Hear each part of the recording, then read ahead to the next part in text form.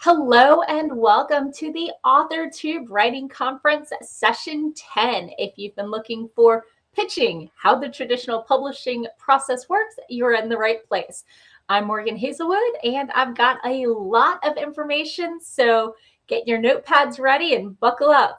Let's get started. Thank you all for coming, by the way. I'm really excited to talk about this. So, how the traditional publishing process works. So who am I to even tell you? Well, I am an actively querying fantasy author with one published short story. I've attended over a dozen pitching and querying and paneling workshops, and I am a convention speaker. I've read the entire Query Shark backlog. I have rewritten dozens of queries for other authors, often netting agent interest, often with author Patrick Hopkins, who has an even more impressive success rate. I'm also a blogger, and a podcaster from my lair in the DC metro area. In my not so copious spare time, I am a voice actor for Anansi Storytime, a fairy tale audio drama, a member of Broad Universe and Manassas, Virginia's Right by the Rails writing group. I run several writer support groups, and I serve on the board of the Balticon Science Fiction Society's convention. So that's a little bit about who I am. One of the reasons I put this together is so often when you hear people talking about the querying process, it's either a writer who got their agent 10, 20, 40 years ago, or it's an agent at one particular agency saying specifically what they are looking for. And then if you strike out with them, what parts hold true and what parts don't. So I'm in the trenches with you, and I think I know what I'm doing. So let's talk about literary agents. How the traditional publishing process works.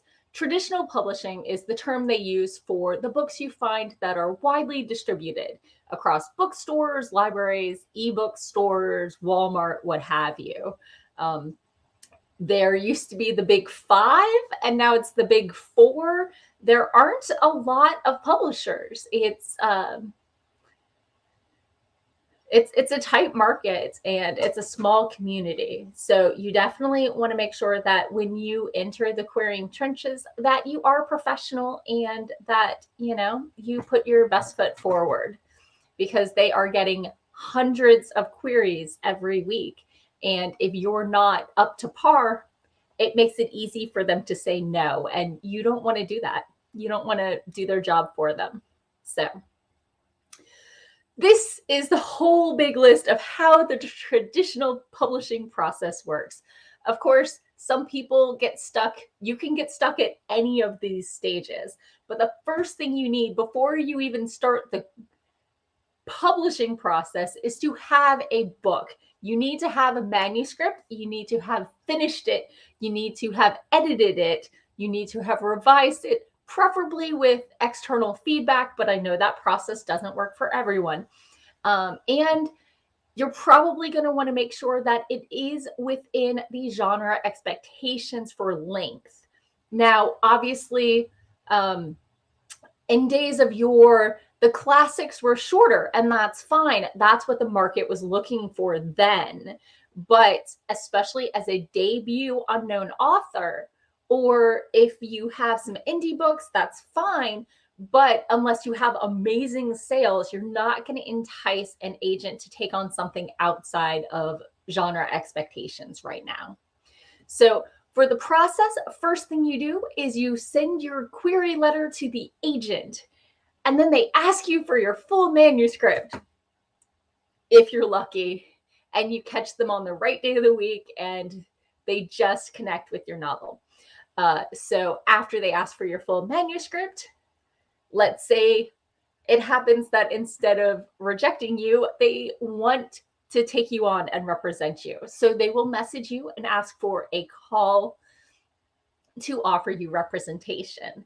A note of warning at this point, some agents ask for a call to talk about an R&R, a revise and resubmit. So if I got a request for a call, I would hedge my expectations. I would tell myself, they want me to revise it, but I would, still be ready in case they offered me representation. So, step 4 is you sign with the agent if they sound like what you're looking for.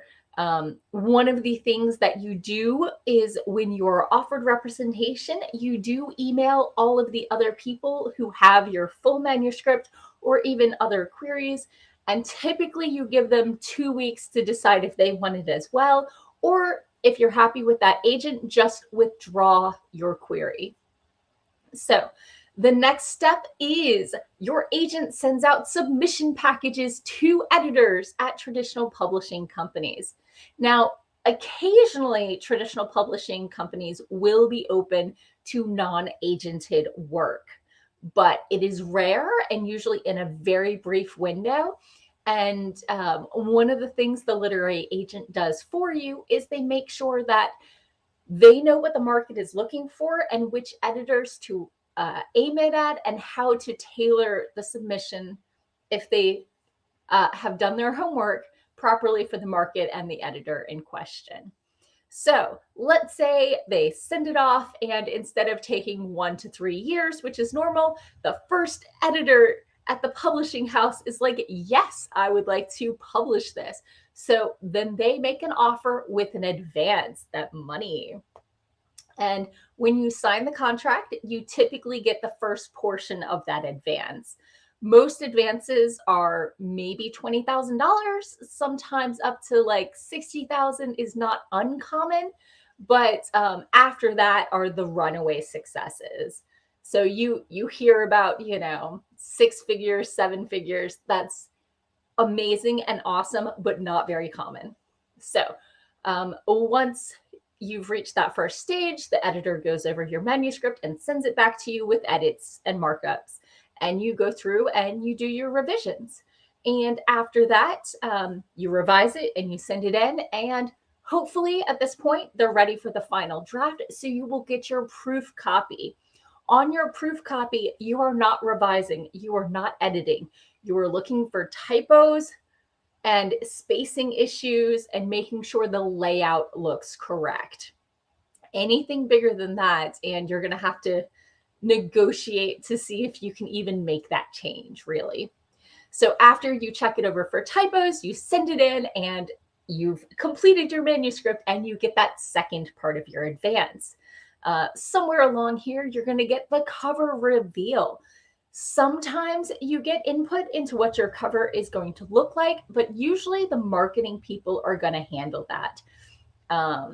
And the more clout you have in the industry, the more pushback you can have on bad covers, but sometimes you just got to live with what they give you.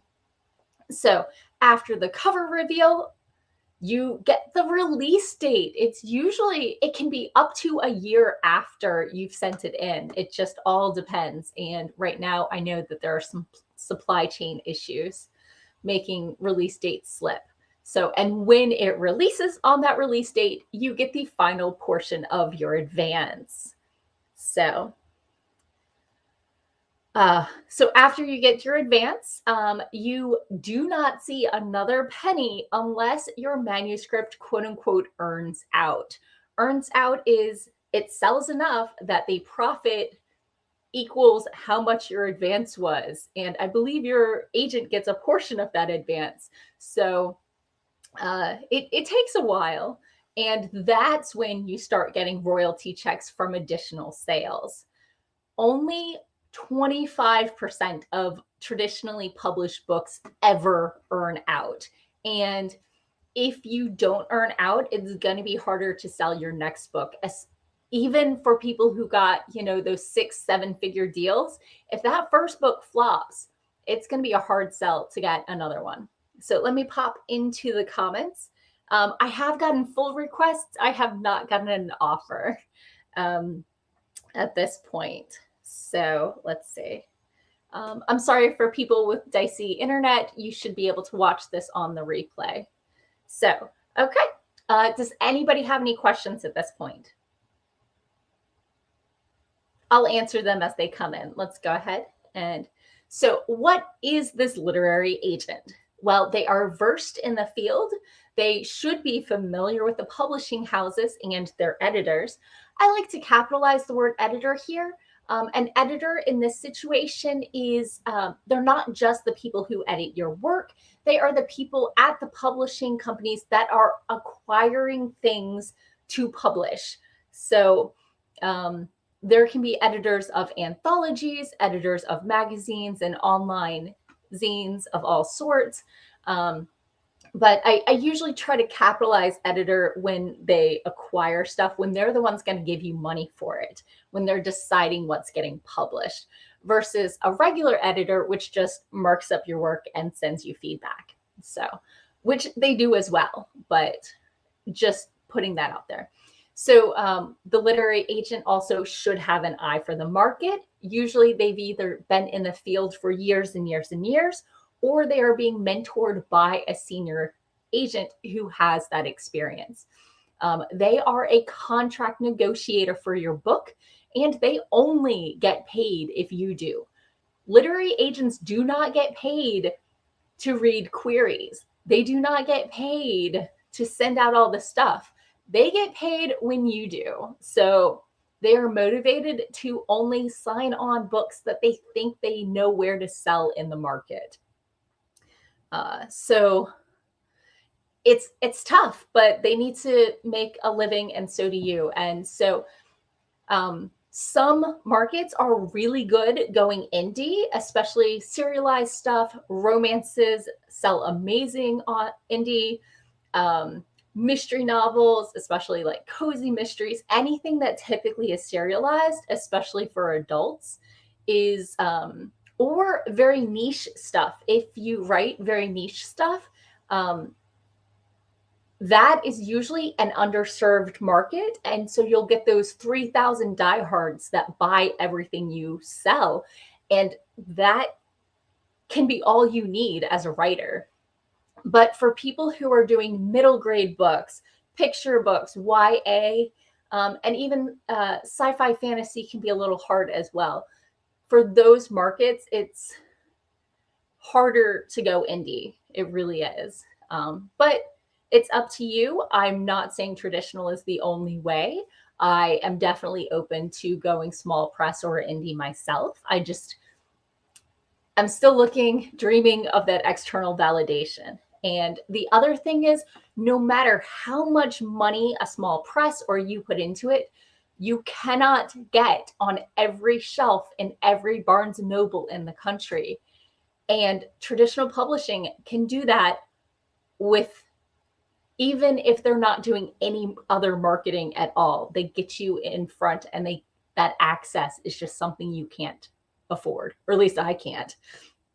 So, okay. So let's see. Let's talk about, how do you pick which literary agent to query? Well, do your homework. First off, you want to make sure that they are actively open to queries right now, that they represent your genre, and that they work for a reputable agency. How do you check that? Well, you can look on places like Writers Beware, and you can also Google to see if there are any Better Business Bureau complaints against them. And you can look and see what books they've published and who have they published them through, and that sort of thing. So some agents represent you and sell you to small presses. Some sell you to, the big five, the big four traditional presses. So you want to see if they represent and have sold works similar to yours. You want to make sure that people aren't bad-mouthing them. And sometimes you want to, check their Twitter and make sure that they're not expressing opinions that you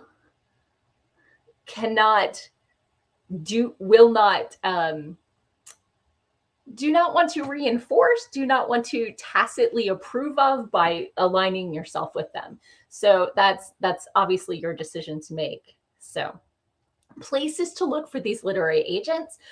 Typically, I'll either look at manuscriptwishlist.org, Twitter's hashtag MSWL, which is run by the same people, and also the Publisher's Weekly This Year's Guide to Literary Agents. Now, you can buy a copy. I have one that's 5 years old, but most, especially in America, public libraries will have this year's copy. But once you get that, you find a list of agents, but you want to go to their website, you want to check out their guidelines, you want to survey their social media to see if they've said anything specific about what they're looking for. So I had a question from JD Estrada. Any thoughts on also getting a publicist? And if so, when during the process? I think a publicist would make the most sense after you have lined up publication and you have a release date in question. It depends how booked up and how early you need to get in there, but probably a couple weeks before I would start lining up my ARCs. ARCs are advanced reader copies, and you typically send out, 20 of them to readers to try and get reviews and that sort of thing to increase your hype before the official release. So, okay. So let's move on to the next question. Or next slide. So there are 2 ways to pitch your manuscript. There's the logline or elevator pitch, which you would use in person if someone asked you about your book, or often in Twitter pitch parties, that sort of thing. So also, sorry, I forgot one more place. Many agents have a submission form, and in it, it asks for a 1 to 2 sentence tagline or logline, and that's another place you might need this. So a logline is a single sentence or 2 that you can tweet or recite when someone, like an agent, asks you, what's your manuscript for or about? You can use it, as I said. And the second thing you use to pitch your story is the query letter. The query letter is a business letter. Do not make it cute. Do not fill it full of rhetorical questions. Literary agents hate those. Do not be vague. Be as specific as possible. So it's a business letter consisting of your manuscript statistics, your brief biography, maybe 3, maybe 4 sentences if you have publishing credits. Otherwise, 2 sentences is fine. And a 1 to 2 paragraph description of your world, your main character or characters, and the stakes involved. It's super easy for a query letter portion to start turning into a synopsis, and you want to try to avoid that. It's a tricky line to walk, though. So you usually use these via email, online form, or if you want to go old school and the agent is still open to it, you can even do it using postal mail. So this is how you would approach either agents that have asked you to query them in person because they're like, oh, that sounds good, send it to my query box, or ones that you've never met, which is called cold querying. So, okay. So let's talk about drafting that log line. What you're going to have is protagonist plus inciting incident, protagonist goal plus central conflict. Here are a couple examples I completely shamelessly stole offline. We have when a killer shark unleashes chaos on a beach community, a local sheriff, a marine biologist, and an old seafarer must hunt the beast down before it kills again. Some of you may recognize that reference. And our other example here is a toon-hating detective is a cartoon rabbit's only hope to prove his innocence when he is accused of murder. Others of you may recognize that one. So you'll notice both of these follow this general thing. They don't use specific names. They use an adjective and a job or some descriptor of the person. They are both short and punchy. They do try to put in some conceptual irony. We've got the toon-hating, forced to work with the toon, you know, that kind of thing. And you want to use strong verbs. So we have unleashes chaos and hunt the beast before it kills. And in the other one, we have prove his innocence, accused of murder. So you want the verbs to do as much work as possible. So if we had more time, well, let's take a minute and let people try to put one together. Either for your own work, if you're currently working on a manuscript, or if you're in between projects, do one for one of your favorite movies. And I'll give you about 3 minutes. I'll just give you 3 minutes. I'm a little tight on time. So typically it would take much longer than this. So if you can't finish it, I totally understand.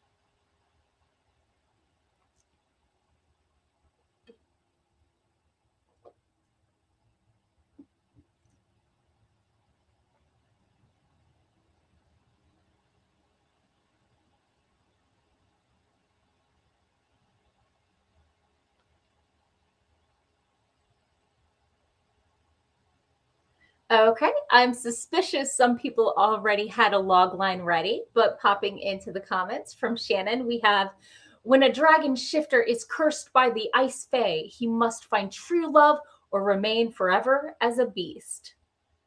And from JD Estrada, we have a smart talking, bumbling wannabe John Wayne teams up with a kung fu master to fight the forces of evil, save two damsels in distress, and shake the very pillars of heaven.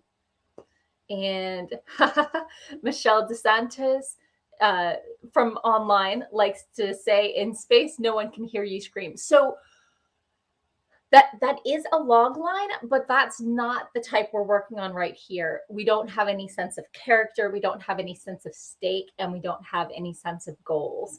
So it's so it's a tagline, not a log line. They're very similar, but they exist for different purposes. One appeals to the audience, and one is for agents trying to give them a sense of what happens in the story.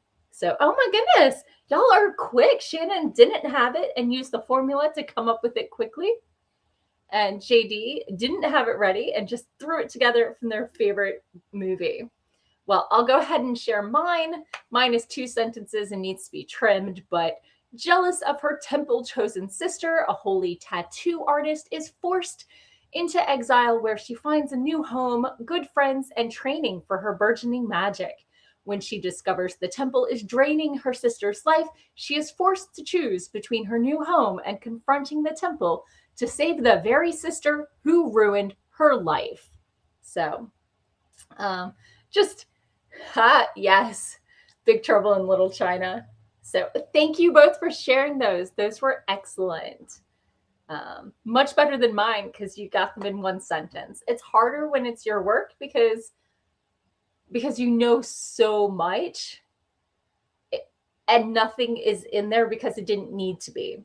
So let's talk next about that query letter. So you start off with a salutation. Dear agent, last name. I usually just go first name, last name, and skip any honorifics so I won't get it wrong. But some agents do specify what they prefer, in which case I would obviously follow that. So next up is the stats paragraph. Sometimes you put that at the beginning and sometimes you put it at the end. I personally prefer the Query Sharks method of putting it at the end and getting straight to the story. But if you think yours is really quippy and really good sales pitch, then you can definitely put that first. So in the stats paragraph, you're going to have title is a whatever word count rounded to the nearest 1,000. If you are familiar with submitting short stories, you know you round to like the nearest tens. But yeah, for here, you want to round to the nearest 1,000. Genre. So title is a word count, genre. The genre, you need to pick one or two genres. I am definitely a fan of cross-genre works, but they need to be able to know how to market it, how to pitch it. And if you scattershot too much, then you lose focus of your audience. Also, many genres have plot beats that are expected, especially like fantasy or has usually the journey, the hero's journey. And in romance, you've got the cute meet and then forces have them apart and then they get back together and, you know, expected beats. And sometimes they don't mesh so well. And so you'll want to sell a romance with fantasy elements or a fantasy with romantic elements, you know, but you want to narrow it down to one or two genres. So I like the comparison novels where you call out specific traits, but some agents don't like it. Some people love it. Sometimes you don't have a good match. Do what works for you. But for what I usually do, it combines the world building of book one with the setting of book two. And if you want to put any personalization, that's where you would put it at the end of the stats paragraph. And sometimes if you want, you can put in your really short log line at the end of the stats paragraph, especially if it's at the top of your query letter. I usually skip personalization unless I have met the author or the agent, but I do try to make the elements that they have asked for in their manuscript wish list or tweeted about. I try to make them obvious. Like if I'm querying an agent from Philadelphia, I will put in my bio, born in Philly, and then continue on and that kind of thing. Just try to put that little connection in there. But some agents love it. They want to make sure that you have done your research and you're not just scattershotting to everyone. And I respect that. But it can really feel like pandering. I'm querying you because you said you were looking for fantasy with strong female characters. I would rather it be obvious from the story description than call it out like that. So, popping into the comments really quickly, JD asks, do you think some salutations is almost checking to see if people follow instructions? As in, if you don't do what's asked, you're not making the cut. Yeah. I think people who can't follow directions make it easy for the agent to say no. JD loves mashing, but too much mash becomes mush. It's true. And Shannon says that romantic fantasy and fantasy romance have started to blur the lines in Amazon, and you'll find books crossing the boundaries more and more. I think the biggest risk with that is the fantasy lovers, if it follows the romance story beats, are going to rank it with lower stars. And the romance readers, if it follows the fantasy story beats, if you don't get that happily ever after, etc., they're going to rank it lower. So you want to make sure you know which audience is your primary core, because you want to get those 5-star reviews. So, okay. So next up is the story portion of the query, where you sell your book. Note, always only sell one book at a time. So let's see. When main character does inciting incident happens and the goal is thwarted, sometimes this is where you're going to put the setting, and you're going to say, when 18-year-old Betty Davis auditions for a movie, she doesn't get the job and instead winds up having to work as a waitress. So, we get the character, we get what they're trying to do, and we get the initial thwartation that they have to work around. So next paragraph is going to be like, main character works hard to fix this, but there are consequences and things are happening. And then the third paragraph is typically things escalate. Now, main character must decide between becoming an actress or actually being able to eat. Or, what have you. Usually you're going to put it as consequences between two things, and you want to make sure that both require sacrifice, that both items have a cost for failure, a cost for not trying. So Nikki Smith asks, are these trait book ones other people's published books? Yes. So comparison novels are one of the hardest things to pick out. They are preferably published within the last 3 years, well-known, but not runaway successes, strong in their genre, etc., etc. In reality, you can go a little further out than 3 years, and you just don't want to write, it's the next Harry Potter or what have you, or whatever book has just become a blockbuster. You don't want to do anything that's become a movie. So you can use blockbusters when tweeting, when pitching or trying to sell to clients, like readers. I was talking to someone at a conference last weekend, and we decided his book was dark inside out for adults. So, you kind of get the feeling, but you also want to get the age range. Typically, you're going to want to pick in your genre and your age range and everything else. And it's hard. It's hard, especially when you don't want to feel like you're copying it and that sort of thing. Another way to use comp novels is the mashup. You have the, it's Jaws meets Alice in Wonderland. The best mashups are ones that don't seem like they should go together, but then your brain starts thinking about it and processing it. So that's always fun. So after you do the whole story and the consequences, that's when you toss in your bio. If you don't have anything published, that's totally fine. If you do, try to limit your accomplishments to 1 to 2 sentences additional to your the rest of your bio. Your bio is in there so they get a sense of who you are, but your bio shouldn't be approaching the length of the story. You're selling your book, not you, even though it feels that way. So for me, I do, as you heard at the beginning of this presentation, I write from my home and place. In my spare time, I do hobby 1 and hobby 2, especially if they're relevant to the story or the theme. Maybe you do blacksmithing and there's a blacksmith in your story or what have you. So anything relevant, definitely throw in. Include related degrees, but I have a degree in computer science and there are no computers in my story. So I'm not going to put that in there. And then closing, you do thank you for your time and consideration. Although I've been told nowadays it's just thank you for your time, because the consideration is assumed. Some agents, including the Query Shark, find I look forward to hearing back from you soon as presumptuous, which is ridiculous, but I'd rather start off on the right foot, so I just leave it off. When you are querying, when you look at that submission guidelines, half of the agents will say, if you do not hear back in 6 to 8 weeks, that means no thank you. Where others will give you a timeline of when you should hear back from.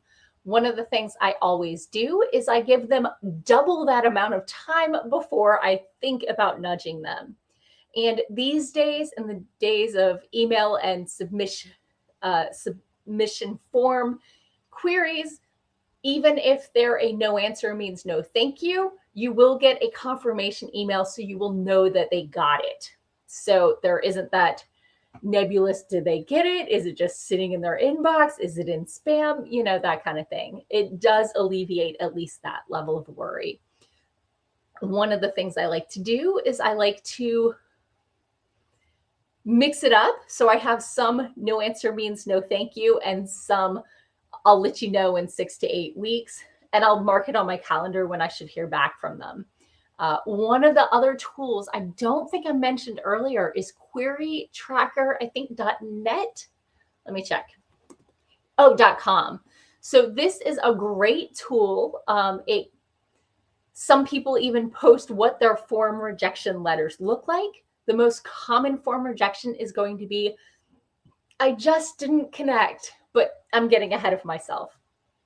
So querytracker.com will let you know what other agents at that agency you may have already queried, and it will show you, compared to other people who are querying these agents, how quickly they respond. And it's also a great database for finding agents in your genre. So let's see. Next slide. Querying best practices. Best practice is to use good comps. They should be respected, but not blockbusters. Should be 3, maybe 5 years old to show that you know the current market. Or you can, as I said, do the X meets X.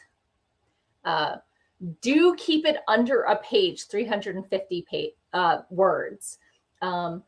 My friend Patrick has run the analysis of publicly available successful query letters. He's got spreadsheets, he's got, and has run the metrics. And the sweet spot seems to be between like 200 and 300. So you don't want it too short, but you definitely don't want it pushing too long. One thing I do want to mention is if you have multiple main characters, you're going to want to do that opening paragraph for each of them where they each have their own inciting incident or what have you. And that final paragraph is going to be when the two come together, whether or not they're working together or if it's just thematically working together that way. If you have 5, 6 characters, you still only want to put 2, maybe 3, but probably just 2. Pick 2 and put those in your query letter. So tip 3 here for best query practices is do not make it a synopsis. It's really, really hard, and I understand that, but the query letter should be focused on the first third, maybe the first half of the book. So that's the stakes you're focused on when you're writing your query letter. And you want it to be about the stakes, not this happens and then that makes this happen and that makes this happen. It doesn't need to be a sequential. I mean, it does need to be in order of the story, but you need to focus on stakes, goals, and characterization. You don't need to focus as much on the plot, and secondary characters and that sort of thing should really fade away. You want to have 2 to 4 proper nouns total. If you have weird technological terms, like in my story, I talked about my holy tattoo artist. They're called inkers, but that takes more words to explain. So I left it out. You want to be as straightforward and concise as possible, while still leaving a little bit of the voice of your story. It's a very fine line to work, and getting a query right is hard. Which brings us to point 4. As I said, focus on the stakes. A lot of times people try to turn their query into something like you would see on the back of a book blurb. but they have two different jobs. Book blurbs just get people excited about it. Your query needs specificity. You need to show both how it's like other stuff in the genre and how it's different. If you zoom out to the blurb level, very often you end up with a description that could be Avatar or Pocahontas or Fern Gully, and they all sound the same when you zoom out far enough. So you really want to make sure that you show how yours is different than others in that genre. So let me just check, see if any other questions. Okay, so that's query best practices. Next slide. Let's talk about the hard part, managing your expectations. I had been querying for years now. I did partially because every 5 rejections, I would revise my entire manuscript, and that's on me. And I did actually get a mentorship opportunity at one point, and we took 18 months to get through it. And by then we were in the middle of the pandemic, and I'm selling a YA fantasy. That market is glutted. And in case you haven't heard, the YA literary agents, 18% of them have left the agenting, maybe even the entire industry in the last year. There was a glut of them, and the market slowed down and they're getting out. And so I took 6-9 months off of querying while I let that settle out. And I'm still not even sure if it's ready yet, but I sent out 2 or 3 queries just to see. I'll get to it in a minute. So while every agent, literally every agent, even at the same agency, has their own submission guidelines and given expectation time to respond, it is not uncommon for them to take twice that. So I don't nudge until twice that because I don't want to tick them off by seeming like I'm impatient.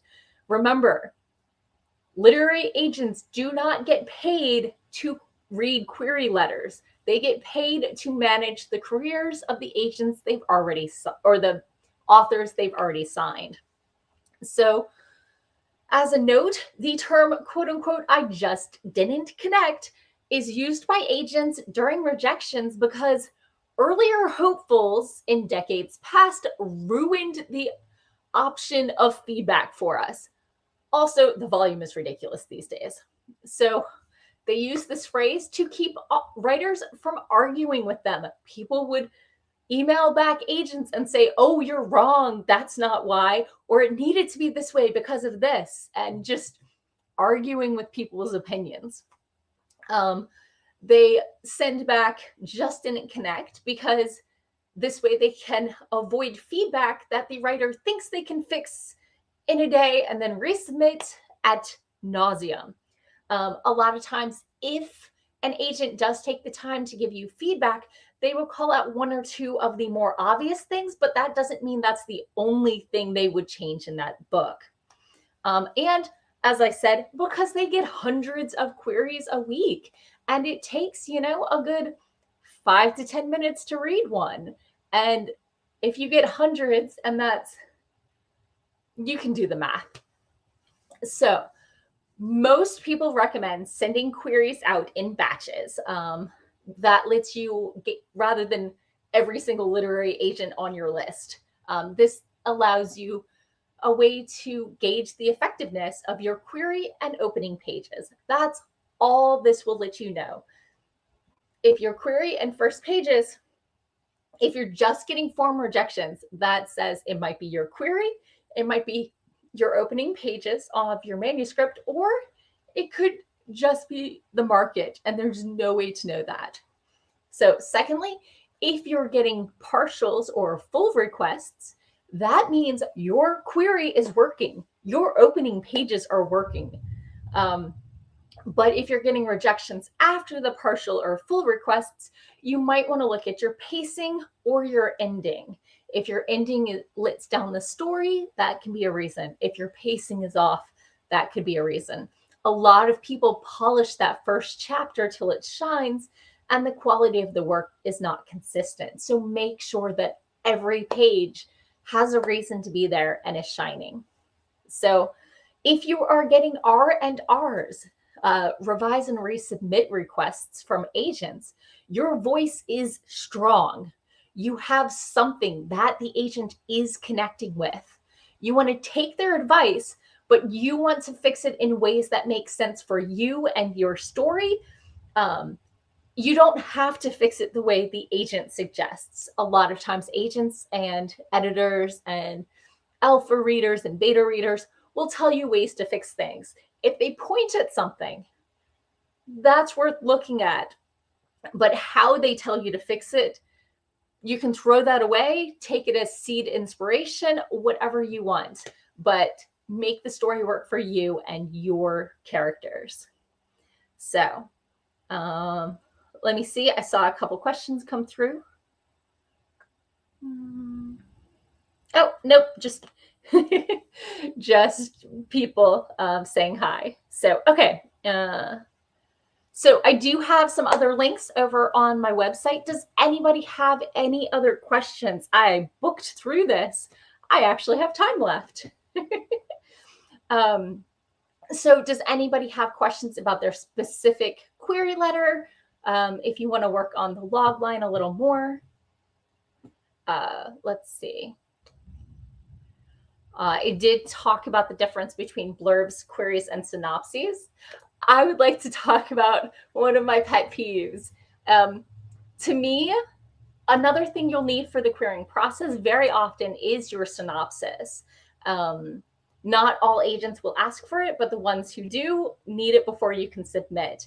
And in publishing, there's a tradition that anything 1 page or under is single spaced, and anything over 1 page is double spaced. And therefore, I believe that the 2-page synopsis is a myth, because what happens when you take that 1-page synopsis and double space it? That's right.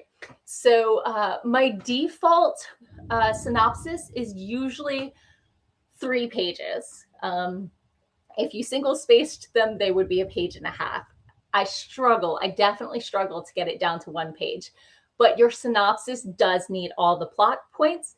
The synopsis is where you're going to cap lock the first introduction of a new character or place, any sort of proper noun. You do not do that in a query letter. And you do give away the ending. You want to show that you can plot, that you can pace. You want to show the entire sequence of events. My favorite way to write a synopsis is just going through the story scene by scene and writing a sentence or 2 for each, and then trimming it as tight as I can go. One of the things I very often do is once I've written my query letter, I'll use that to flesh out the first third or half of the synopsis, because a lot of the wording is really tight in there. So let's see. Barrett Laurie asks, do I use Query Tracker and do I find it helpful? I find it very helpful. One of the things most literary agents request is that you only query 1 agent at their agency at a time. There are the occasional agencies that say query 1 agent and we'll share it with the others if we think they'll like it, and never query us again with that same manuscript. So you do want to be careful and you want to be selective about who you're querying. So that's definitely something to watch out for.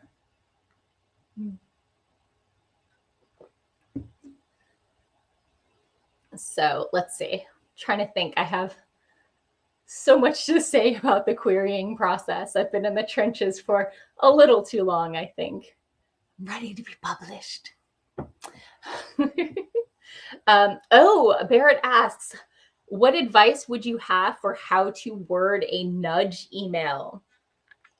I would typically, it's done as a response to the original email if you have one. It's really, really hard to nudge through a submission form. So when I would typically reply to the same email on the same thread and say, dear agent, I was just reaching out to see if you needed any additional materials, period. I look forward to hearing from you soon, or thanks, just thanks, and then your name. Just a note to bump you up in the queue. Warning, some agents do like to make sure that nothing is older than a month or a year, and they try to respond. And sometimes that nudge will make your thing look fresher. Years ago, with my current manuscript that I'm actively querying, I submitted to Pitch Wars and I did not get in. And the very next day, I sent out queries to 3 or 4 agents. They do suggest querying in batches of like 8 to 10, but I always do 3 because I'm tentative, really. And the next day, I got a full request and I was over the moon, and I sent it off, and crickets. About 6 months in, I got the opportunity. I found someone who was helping me revise my manuscript. So I revised it. And once that was done, I reached out with a nudge and said, hey, dear agent, replying to the same email thread, I was just wondering if you were still considering my manuscript, period. I have a new revision. Would you be interested in looking at it? And I sent that off. And the very an hour later, she replied and she's like, oh, how extensive were the revisions, et cetera, et cetera. And I replied, and then crickets for another full year, 2 years after that first 2-day request. I got oh my God, I'm so sorry this slipped through the cracks. I did not mean to take so long, but also no thank you. So that was an experience. Another thing I'd like to warn you about is that query letter rejections are typically form rejections, and I get that, but also full request. And I've had an R&R that got a form letter rejection that I'm pretty sure was the exact one that they send out to their cold queries. And I would just love for them to have a different rejection letter for people who make it to like the next round, who get that request. Because this one explained to me how beta readers work, while my 10 questions to ask your beta reader blog post was in the top 3 results for questions to ask your beta readers. And I'm still salty about that a couple of years later. So it's very disappointing, but it is what it is. And they are inundated with query letters. And everybody and their mother wrote a book over the pandemic and are trying to send it out right now. One of the things that is traditionally said is that August is a slow time for publishing. But if the agent is open to queries, I don't think it's a bad idea to send it out. I have seen one agent on Twitter say that he hated getting emails on weekends and at night outside of business hours, and how unprofessional that was. And every single other person in the industry that I know of was like, email is asynchronous communication. We expected you to read it in 3 to 6 weeks, not instantly. That is a you problem. And I don't think I would want to work with an agent who cared about what time of day I was sending my query letter. Some people do try to time when they send out their query letter for like the right time of day, the right day of the week. But mostly, unless they're already caught up on their queue, you're not going to be read that day. It just doesn't happen anymore. So, yeah. So any other questions? If not, I think maybe it's time to let y'all go to the next session, which I believe is the happy hour, social hour. So thank you for coming. If you have any other questions, feel free to message me. I am Morgan Hazelwood everywhere except Twitter, where I'm Morgan Hazelwood. But I should be easy to find. Thank you all for coming, and have a lovely rest of the AuthorTube Writers Conference. Bye. I'll give you a second to see if any more questions come in. Okay, bye.